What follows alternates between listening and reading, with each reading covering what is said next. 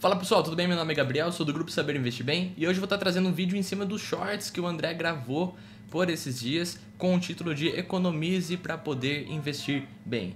Então a gente vai estar falando sobre algumas técnicas de economia, como controlar nossas finanças para desenvolver esse hábito de investir e investir cada vez melhor. Então caso você não tenha assistido o shorts, dá uma passada lá, porque os pontos que eu vou elencar aqui ele já trouxe anteriormente, eu só vou estar passando por cima aqui com slides, mostrando uma planilha para a gente poder desenvolver essa parte muito importante da nossa vida. Então o André ele separou da seguinte forma, que antes da gente investir, a gente precisa ter o recurso para investir. E para isso existem 3 passos que ele elencou nesse vídeo, nesse short, que o primeiro sendo a economizar, né, o ato de economizar, sendo como a etapa anterior ao investimento. Porque o ato de economizar vai te gerar o recurso suficiente para você poder investir, para você alocar o seu recurso conforme a sua necessidade. Então eu vou estar destrinchando esse ponto também. Eu vou estar falando sobre a questão de eliminação das dívidas e como que isso pode prejudicar caso não seja feito a sua rentabilidade. E também vou falar sobre o orçamento, que eu acho uma coisa muito importante para ter uma sustentabilidade, né? O André até citou. A gente aguarda as demonstrações financeiras das companhias, das empresas, mas e as nossas? Será que a gente entrega? Será que olhando de fora a gente investiria em nós mesmos? O primeiro ponto seria então economizar, sendo o principal fator antes de você investir, tem que gerar recursos. E para isso você precisa ter em primeiro lugar controle sobre as suas finanças, saber a sua capacidade de poupança e identificar os furos. Por que eu vou citar esses 3 pontos? Em primeiro lugar, tendo controle das suas finanças. Ali você sabe o que seriam suas despesas fixas e variáveis para você poder direcionar recursos ou até mesmo alocar recursos com a finalidade correta.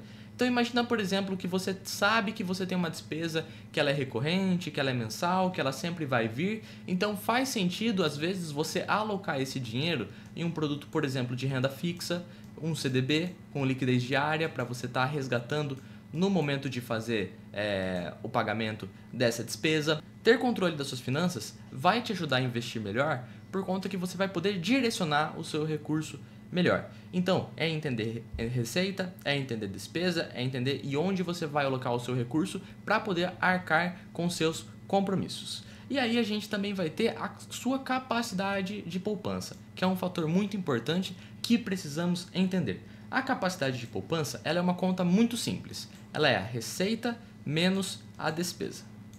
Dentro de um mês, você ganha dinheiro e você gasta dinheiro, isso é normal e acontece com todo mundo. O que sobrar disso aqui é o que a gente chama de capacidade de poupança. Aqui, por exemplo, eu não estou excluindo, eu não estou colocando, na verdade, nas despesas, por exemplo, os investimentos, tá? Eu não estou considerando investimento nesse momento como despesa. Aqui eu estou considerando o transporte, alimentação, educação, enfim, aquilo que você precisa, alguma contribuição que você faz, aquilo que você precisa fazer todos os meses, que é como se fosse o operacional de você mesmo, da sua própria empresa, certo? Então o investimento não está entrando nessa conta minha aqui, certo? Porque o que sobrar disso aqui vai ser a minha capacidade de poupança. E em cima disso aqui eu vou poder entender se eu consigo efetivamente guardar dinheiro. E se eu não conseguir, eu vou precisar procurar meios para me tornar mais rentável e gerador de caixa, né? As companhias, as empresas, elas têm o seu lucro, né? Ou seja, já pagaram todas as suas contas, tem um lucro e em cima desse lucro uma parte vai para o acionista e outra parte retém na empresa. Para a gente é uma coisa muito parecida. Aqui a única coisa que eu reforço de diferencial é que é muito importante, por exemplo, na capacidade de poupança, a gente se forçar a economizar no começo do mês. Então no começo do mês e não no final dele. Porque muitas vezes, se a gente não fizer essa reserva de recurso no começo do mês, a gente acaba descontrolando os gastos e no final do mês não sobra nada. Então aqui vem um pouco da filosofia que eu já trouxe, que é pague-se primeiro. Você deve ser a primeira pessoa que você tem que se pagar, certo? Independente de valor, independente de porcentagem, não existe regra fixa. Cada um conhece a sua, ou vai conhecer a sua através do que a gente vai estar passando aqui. Em terceiro ponto, identifique os furos. Saiba-se, por exemplo, dou um exemplo aqui de um barco, né? Se você nunca mapear o seu barco, se você não andar por ele, você nunca vai saber se tem algum furo nele que está entrando água, certo? Então, no caso, identifique se há furos, se tem gastos que você não está controlando, né? ou que deveriam ser estancados. Então são esses 3 pontos. E isso exige de vocês disciplina financeira. Para isso, você precisa estabelecer uma planilha de gastos, de controle de gastos. Você precisa ter anotado suas receitas e ter anotado as suas despesas. Faça isso, de preferência, de forma mensal, tá? Se você tem a disponibilidade de todo dia anotar, eu acho isso muito bom, mas tem gente que não tem essa possibilidade ou não tem o costume, mas pelo menos mensalmente tem que pegar o extrato, tem que dar uma olhada, o cartão de crédito, entender todos os seus gastos e suas despesas, né? Então, pessoal, olha o que eu trouxe aqui, muito interessante. Esse aqui é exatamente a planilha que eu uso, que eu só mudei algumas coisas aqui. Eu coloquei o logo do Saber Investir Bem e alterei algumas cores. Eu coloquei aqui o logo então para mostrar aqui o canal, né? Mas essa é exatamente a planilha que eu uso para minha vida financeira. Aqui eu coloco, aqui na minha direita você viu, por exemplo, carteira, eu coloco o que eu tenho em ações, o que eu tenho em reserva, o que eu tenho em caixa, o que eu tenho em previdência, eu coloco tudo isso aqui e somo o total. Aqui embaixo ele começa a aparecer um gráfico de pizza, né, para ver a distribuição, para ficar bonitinho, basicamente. Vamos por exemplo, vamos supor que alguém tem 100 mil reais, 10 mil, vai ficar 10 mil mesmo. 10 mil reais em ações, tem 2 mil reais em reserva, tem um caixa de 500 reais e contribuiu 1.500 reais para a Previdência. Tá aqui. Aí a planilha mesmo, ela já monta isso aqui para mim. Tem 14 mil reais então, essa é uma carteira de 14 mil reais, alocadas dessa forma, tá? Por que eu coloco Previdência aqui? Às vezes o pessoal trabalha numa empresa que contribui para a Previdência, né? Então você já coloca ali o quanto que você tem, né? O quanto que você contribui também, enfim. Acaba gerando um saldo para você, é um benefício que você tem, dependendo de onde você trabalha. A minha reserva, a ideia é que eu não mexa nela nunca, e ela é calculada em cima de alguns gastos meus, né? Eu calculo ela bastante em cima do meu endividamento. O caixa, que é uma coisa que eu tenho para o meu dia a dia, ou para utilizar, por exemplo, para alguma oportunidade. E a Previdência eu já comentei. Então aqui ele já começa a organizar a minha carteira com ativos financeiros, tá? Se você tem ativos que não são financeiros e você quiser colocar, vou ver aqui se eu consigo disponibilizar essa planilha aqui na descrição. Aí é só colocar aqui, fazer um Ctrl+C, Ctrl+V nisso aqui, coloca ou adiciona mais itens aqui, o gráfico aqui já vai ajustar sozinho. E você coloca ativos não financeiros, um imóvel, um carro que você tem, quiser colocar, pode colocar também. E aqui então na nossa esquerda, eu coloquei como que eu faço. Eu separo em 3 colunas. Aqui você coloca o mês que você está tratando, né? Por exemplo, janeiro de 2025. Coloca aqui em cima. À esquerda eu tenho as entradas, certo? Então eu coloco o dia que entrou, o item, né? Se salário, se é um prolabore, se é dividendo, enfim, cada um faz de um jeito. Aqui ele já vai estar somando os valores, né? Então ele vai trazer aqui para mim um total. Vou dar exemplo aqui para vocês. Imagina que no dia 5, coloco só o número porque está dentro do mesmo mês, então não tem a necessidade de ficar separando, né? 5, vamos pôr salário, e nesse caso aqui a pessoa ganha R$ 2.500. Então olha só, já está ajustando aqui, já puxou R$ 2.500. Deixa eu só puxar esse aqui, eu vou explicar como que isso aqui funciona já também. E aí vai ter as despesas, vamos pôr, por exemplo, transporte, vamos pôr aqui no dia 4, essa pessoa teve um gasto com transporte, vou pôr transporte. O dia 4 ficou ruim, né? Antes do salário. Vamos pôr dia 6. Transporte, esse gasto dela é de R$ 300. Para abastecer o tanque do carro deu R$ 300. Então a planilha já vai ajustando isso. Vai listando suas entradas, vai listando suas saídas. E você viu que eu coloquei a parte de saída maior, porque é maior. A entrada parece que entra de pouco lugar e saída sai de bastante, né? Então eu coloquei, vai listando, cada um adapta um jeito para listar, do jeito que quiser. E a planilha já vai ajustando. Se você observar, aqui em cima tem um saldo em azulzinho e tem um saldo final em preto. Por quê? Esse saldo de cima é isso menos isso. Esse saldo em preto aqui, ele já subtrai as despesas futuras que eu coloco nessa ala aqui de provisionar. Então vamos supor o seguinte, vamos provisionar, vamos supor alimentação. Imagina que você é uma pessoa que sai para almoçar ou que compra uma marmita todos os dias que você está no trabalho, enfim, você faz do seu jeito e você gasta R$500 nisso aqui por mês, mais ou menos. Então coloca aqui R$500. Aí você vai na academia também. Vamos supor que a sua academia é R$90. Coloca R$90 aqui. Enfim, você vai fazendo isso. Água, quanto que você gasta com água? R$100, vamos por R$100. Estou colocando alguns valores aqui aleatórios. A planilha já vai colocando o seu saldo final. Por quê? Porque no dia a dia a gente tem alguns gastos. Vamos supor aqui um gasto de lazer. Você saiu um dia aí com a sua família, gastou R$180 para ter um dia legal, um dia diferente, beleza. Aí ele subtrai aqui do saldo, mas ele já vai estar mostrando se vai sobrar dinheiro no final do mês. Então eu colocando todos os meus gastos aqui na esquerda, eu já vou saber se esse mês aqui vai sobrar dinheiro ou não, né? Então eu já vou ter um panorama antes do mês começar. Eu já começo a preparar minha planilha antes de entrar no mês. Então para fevereiro, eu já vou montar a minha de fevereiro, porque eu já vou saber o quanto que eu vou gastar, mais ou menos, e onde eu vou gastar. E aqui ele já vai mostrar para mim o saldo final, para saber o quanto aqui entraria, o quanto é a minha capacidade de poupança. Vamos supor então aqui que você já coloca para investimento, separa 10%, 10% de 2.500 é 50. Então aí você vai ajustando do seu jeito, né? O que sobrar aqui, você pode ou fazer um caixa, ou investir o restante, ou se não sobrar, entender o porquê que não sobrou. Eu acho legal você colocar essa parte de baixo provisionar. Por quê? Porque que eu vou saber se eu vou poder ter uma despesa adicional e não recorrente, né? Vamos supor que eu vou, por exemplo, querer comprar alguma coisa diferente, estou precisando de sapato, vou comprar um sapato, comprar uma roupa e tal. Eu vou saber se eu vou ter dinheiro naquele mês ou não para fazer isso, e se eu tiver, o quanto que eu vou poder gastar. Então essa é exatamente a planilha que eu uso para o meu controle pessoal. Aqui eu literalmente só criei uma nova, né? E coloquei o logo do Saber Investir Bem, que a minha particular era muito mais simples, muito mais feinha. E não tinha. Mas fica aí, eu vou ver se eu consigo disponibilizar ela na descrição, se o pessoal quiser, né? Eu acho ela bem simples de usar, bem fácil, não tem muita firula. É pra saber o quanto que vai sobrar mesmo no final do mês, para ver se eu tô no positivo ou no negativo. O segundo ponto, eu coloquei como elimine dívidas. E eu acho isso muito importante, ainda mais se você tiver um endividamento elevado. Vamos supor que você tenha, por exemplo, um cartão de crédito. Vou escrever aqui, ó, cartão. Vamos supor que você tem então um cartão de crédito. O que eu entendo como dívida? O valor total do cartão. Vamos supor que o seu cartão tem um limite de R$3.000. Vou pôr R$3.000 aqui. Mas Gabriel, não estou usando os R$3.000. Não tem problema. Isso faz parte do seu endividamento. Porque você pega um cartão de R$3.000 aqui, um cartão de 1.000 e pouquinho em outro banco, um de outro banco, no fim você vai ver o seu endividamento, já está o seu faturamento anual, sua renda anual. Então, eu entendo que é o seguinte, o valor total do seu limite já é o seu endividamento.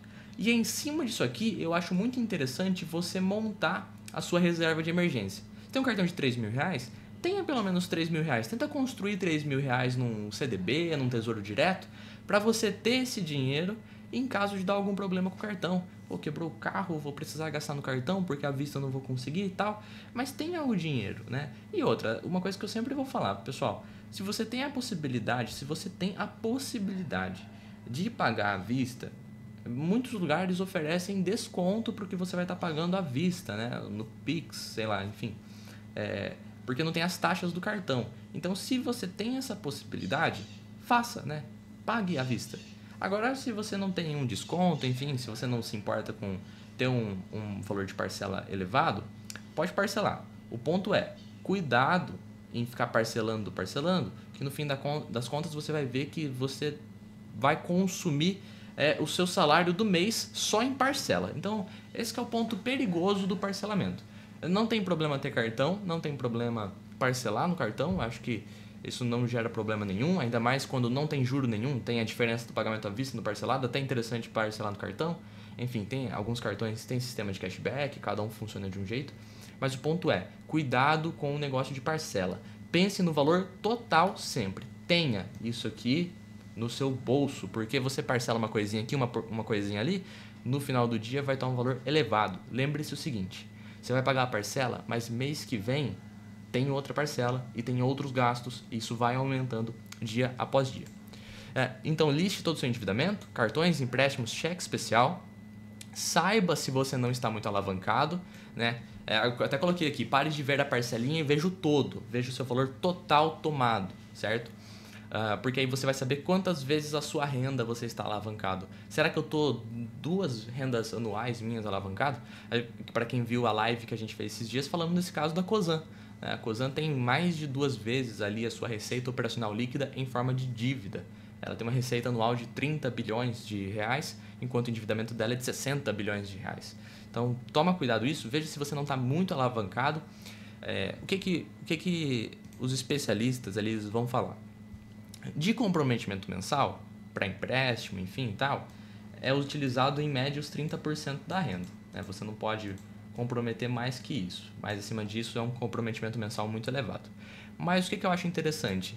Você também não ter um endividamento total, salvo alguns casos que não tem como se evitar. Por exemplo, se financiou uma casa sua, é diferente. Tô falando aqui de cartão, tô falando aqui de dívida total de cartão, tô falando de algum empréstimo pessoal para alguma conta, enfim, um cheque especial, às vezes se você tiver. E sinceramente, se você tiver, procure não utilizar e até eventualmente cancelar se for o caso, Se você não tem um controle sobre isso, se você não consegue girar isso para ser positivo para você, esse produto ele pode ser bem perigoso, pode trazer um prejuízo para você bem grande, tá? Então, mas o que eu digo é o seguinte, 3 vezes a sua renda, no máximo, tenta ficar bem controlado em cima disso. Algumas pessoas vão falar assim para mim, tranquilo, outras vão falar para mim, nossa, isso é muito difícil, não tem como, impossível o que você está falando. Mas enfim, se você ganha 3 mil reais, uma dívida de 9 mil já é bem alta. Se você ganha 3 mil, só uma dívida de 9 mil já é algo bem elevado. Acima de 3 vezes a sua renda, como endividamento, você já está um pouquinho alavancado. Então tem que se concentrar para tentar eliminar isso aí. E listar vai te dar uma visão para isso. Corte custos e comece pelo mais oneroso. No caso eu falei aqui do cheque especial, se você puder se livrar dele, estiver usando hoje, puder se livrar, dedique esforços nisso para cortar isso. Por quê? Aqui no próximo slide eu separei um lugar para eu escrever. Eu coloquei aqui como a dívida corrói os rendimentos. Dependendo do banco que você estiver utilizando, cada uma tem uma faixa de cheque especial. E ele já tem uma faixa bem alta, É um limite bem oneroso. Vamos pegar aqui, vou pegar um exemplo aqui no Banco Central. Olha, aqui no site do Banco Central, você pode entrar nessa parte aqui em estatísticas que tem as taxas de juros, tá? Ele tem aqui alguns avisos agora, mas enfim, vou só puxar aqui para baixo. Você vem aqui em taxas pré-fixadas, clica em cheque especial, ele vai te dar algumas taxas médias, de um período. Não necessariamente vai ser isso em todo lugar, pelo amor de Deus. Você não vai aqui no PAN e vai ter um cheque especial a 1%. Nem sempre isso vai acontecer e eu acho muito difícil acontecer. Estou pegando o exemplo do PAN, que foi o primeiro que apareceu aqui, não comentando de nenhum banco em específico. Porque o cheque especial é um limite que já está na conta, Então o banco corre mais juros, corre mais riscos, Então o que eu vou fazer aqui? Vou pegar uma mediana. Então tem 25 aqui, vou pegar aqui o 12 ou 13, que ficou XP e o Banco da Amazônia.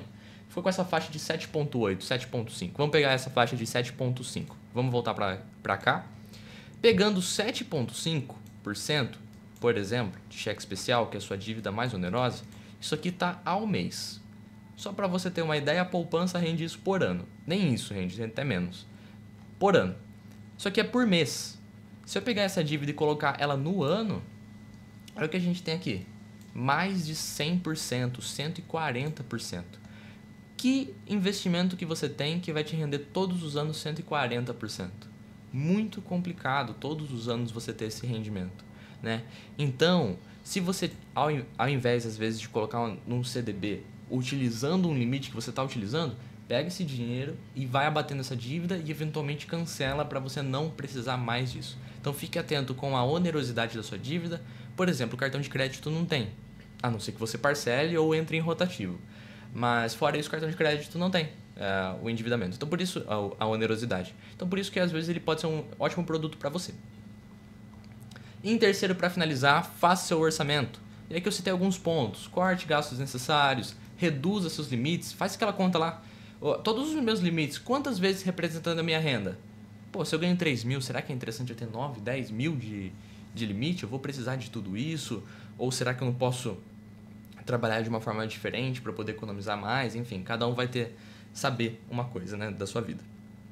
Mude seus hábitos, veja se tem alguma coisa que você pode reduzir, Às vezes gosta de sair bastante, mas aquele mês não dá. E lembrando que eu não estou falando para você deixar de fazer as coisas, Mas é entender a sua situação financeira para fazer as coisas da maneira correta. É muito saudável e muito bom utilizar o recurso para você poder viajar, para você comer alguma coisa que você gosta. Eu estimulo as pessoas a fazer isso, faça isso. Mas faça sabendo do seu orçamento. porque para você não se perder nisso e acabar virando uma coisa ruim para você, uma coisa boa se tornar uma coisa ruim para você, né? E force-se a poupar. Vem aqui um pouco do pague-se primeiro. Tente elaborar alguma estratégia para você guardar dinheiro, né? Faz algum investimento que force o débito na conta, que agenda um débito para você pagar, né? Ou enfim, procure algum produto que faça alguma coisa desse sentido, né? Às vezes cadastra ali uma previdência que tem uma liquidez boa, que rende algo perto do CDI, ou até, às vezes até mais, para você ter uma poupança, para você poder guardar esse recurso, né? Enfim, trabalhe com esses 3 pontos juntos e eu entendo que você vai poder ver uma evolução na sua vida financeira. É isso o vídeo de hoje, pessoal. Espero que vocês tenham gostado. Se inscreve no canal se você ainda não é inscrito, deixa o seu like, compartilha com os seus amigos. A gente está aqui à disposição, faz parte do nosso propósito Educação Financeira e eu espero que vocês tenham gostado de verdade. É isso, até a próxima e tchau!